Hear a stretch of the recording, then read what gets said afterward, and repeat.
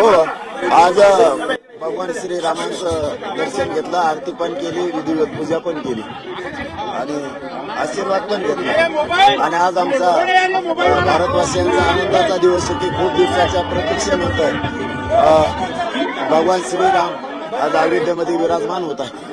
हा भारतवासियांसाठी आज प्रचंड आनंदाचा दिवस आहे आणि तो आनंदाचा दिवस आज आम्ही अहमदनगर शहरामध्ये साजरा केला. पाटील साहेब, आनंदाचा दिवस आहे, मात्र त्यावरून सुद्धा राजकारण केलं जातं. हा सोहळा भाजपने हायजॅक केला अशी टीका केली जाते. तुम्ही कशा प्रकारे पाहता? मी नाही तसलं काही बघणार. भाजप असू नाही, तिकडे काँग्रेस असू नाही, तर काही बेसराम असू. आम्ही भारतवासी आहे, सगळ्या जनतेचा आनंदाचा क्षण आहे.